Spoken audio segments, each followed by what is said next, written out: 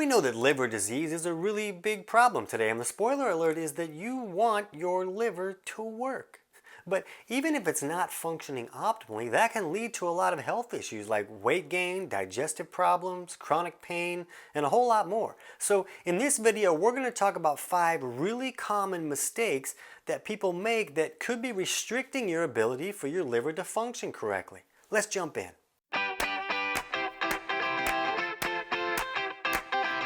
TC Hale is not a doctor and does not claim to be a doctor or licensed in any type of medical field. Don't be an idiot and use anything heard on the show as medical advice. This information should be used for educational purposes only, and you should contact your doctor for any medical advice. Now get off me. If you're dealing with any health issues that you feel may be liver related, let's hear about it. Go ahead and put them down in the comments now. Now, the first mistake that people make that can restrict liver function is they do things that can thicken up the bile so it doesn't flow correctly. Now, here's why that's a problem for the liver. Bile is this soapy substance that the liver makes, and then the liver puts it down in the gallbladder to be stored until it's ready to be used. And the body uses this bile for a lot of functions with digestion and helping us emulsify our fats and access fat-soluble vitamins and all this kind of stuff it's really crucial for. The problem is that the liver filters out toxins in the body, and it takes those toxins and it puts it in the bile. Now, the bile is supposed to go down through the intestinal tract and take all those toxins out the back door. The problem is there's a lot of things in our world today that can thicken that bile so that it won't flow correctly. Now, the liver puts all these toxins that it filtered out into this bile, but if the bile doesn't go out the back door, then those toxins get re-assimilated. And the liver's like, hey, I did this. I already did this. Go away. And as these toxins keep coming back into the system, the liver gets overwhelmed and can't do the jobs that it's intended to do. When this main exit strategy for toxins isn't working correctly, the body has to figure out what to do with them. Sometimes they can get stored in fat cells and then we expand and our pants don't fit. Or some of these toxins can get deposited into joints or other tissues and be problematic that way, creating inflammation. So this is a big issue that can create a wide variety of symptoms or issues. Now, one of the most common things that causes bile to become too thick and sticky is high estrogen levels. Now, estrogen is a stress hormone. And it's not just a female hormone, it's a stress hormone. So there's problems where people may be eating too many estrogenic foods like soy, or maybe their body is having a stress response and lifting estrogen levels to help the body deal with this stress. So a stress could be not having enough resources. Maybe you can't pull minerals and nutrients out of your food because you're not digesting it well enough. Or maybe you're using intermittent fasting when you really shouldn't be fasting. A lot of people use fasting even though their body is not set up to operate correctly when there isn't any food source. Now, I'm a big fan of intermittent fasting when it's used properly for the right person. But when a person can't access stored fat for fuel and the body doesn't have a backup fuel source to use, intermittent fasting can just raise the stress of the body. It's like, hey, I need some stuff. Where's the stuff? Can you give me some stuff? I'm freaking out here. So then the body will raise stress hormones to help the body function correctly. And one of those can be estrogen. And what we understand is that estrogen seems to thicken up the bile so it doesn't flow correctly. That's just one way that estrogen levels can go high. There's medications that can make estrogen go high. A lot of birth controls will raise estrogen levels. And if you're on any type of hormone replacement therapy, you're probably cramming estrogen into your body. It's very popular right now. All the cool kids are on estrogen therapy. And the reason that is because it can improve a lot of symptoms. A lot of symptoms can come about due to low resources. So when we raise estrogen levels, it kind of helps the body figure out how to get some things functioning the right way, even without those resources. So we see a lot of symptoms improve. Everybody says estrogen is the best thing ever, and now let's cram it into everybody all the time. The problem is, as you elevate those estrogen levels, it can thicken up your bile, restrict the bile from flowing correctly, overwhelm the liver and restrict liver function, as well as reduce our ability to actually digest our food and pull nutrients out of our food. So as we're trying to help the body deal with this low resource problem, we can actually create more of a low resources problem by restricting our ability to pull resources out of the food we're eating. Other issues that seem to have the ability to thicken up our bile so that it won't flow correctly are eating too many grains or processed foods. These seem to have the ability to thicken up our bile. Or following a low-fat diet. You know, this was very popular back in the 80s, but it takes a long time for knowledge and information to travel, so a lot of people still believe that a low-fat diet is the right way to go. The problem is when you're not consuming dietary fats, you're not calling on the gallbladder to drop bile down to help you emulsify and process those dietary fats. So if you're not having the gallbladder move the bile as often, it can get too concentrated, become too thick and sticky, and then it will stop flowing correctly. Now, some of these things are not directly harmful to the liver, but if they're restricting your ability for bile to flow correctly, that can harm your liver.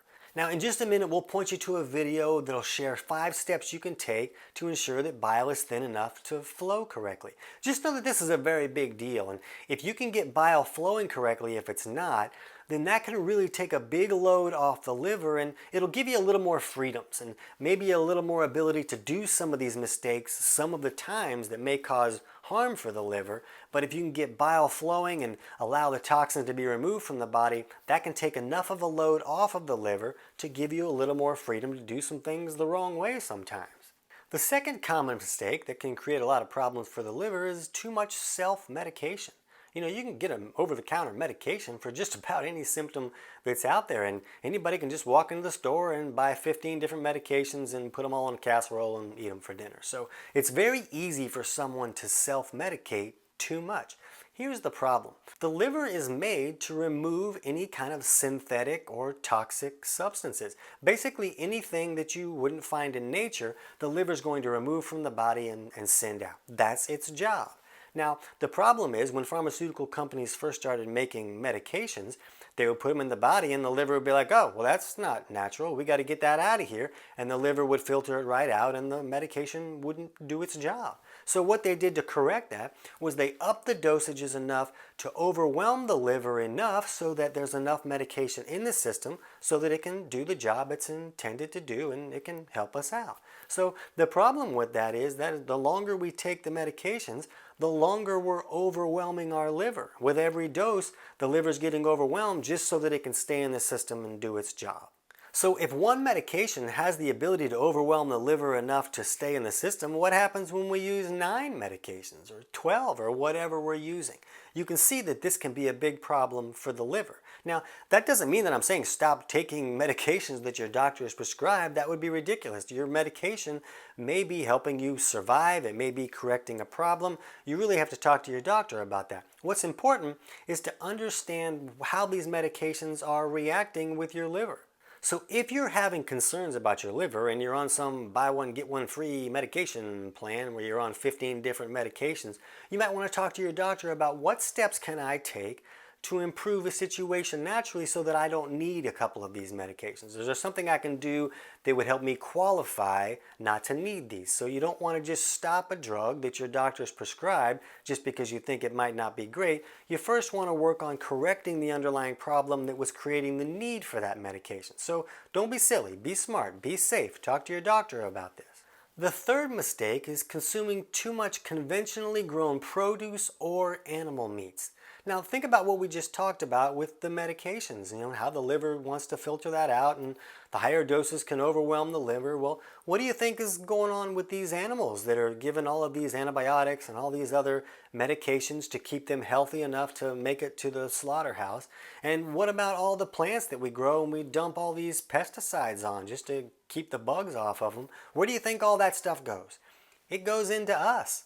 And the same way that those medications need to be filtered out by the liver from us, they can still make it into our body going through the plants or through the animal's tissues.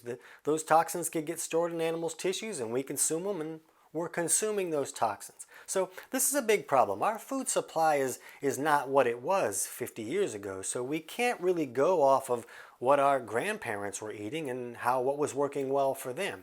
We have to understand that we're dealing with some frankenfoods that are all filled with all these aflatoxins and MSG and all these pesticides that can be really problematic. Now, that's not to say that if you eat some broccoli with some pesticides that you're dead by Thursday. That's not how it works. The body is made to filter these toxins out so that you can thrive.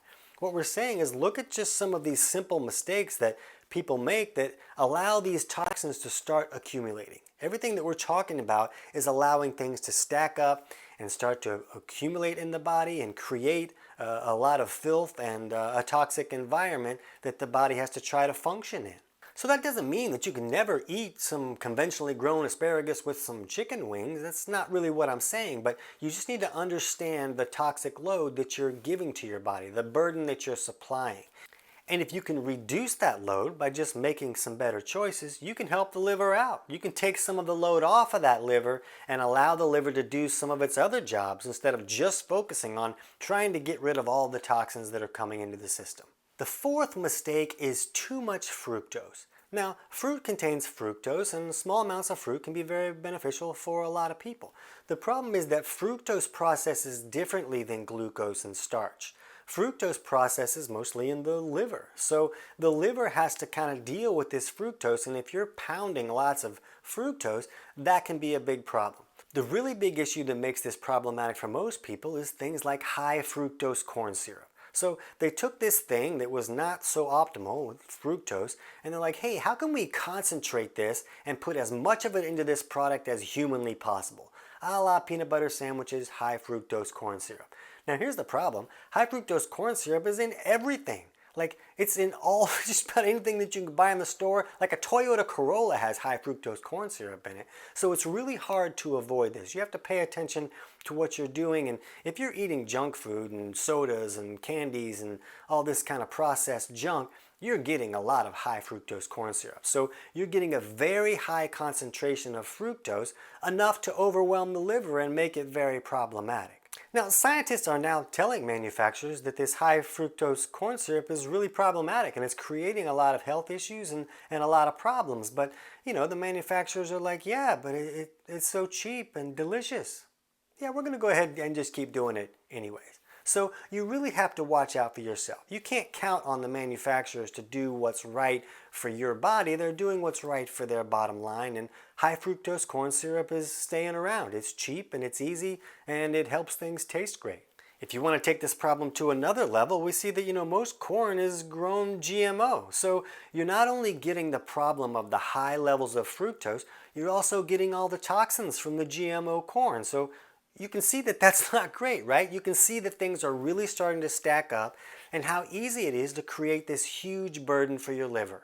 The fifth and final mistake is consuming too many vegetable oils. Now, a long time ago, we were running from saturated fats and cholesterols, and they told us that these vegetable oils were a better solution. And the fact is, we know now that that's just not true.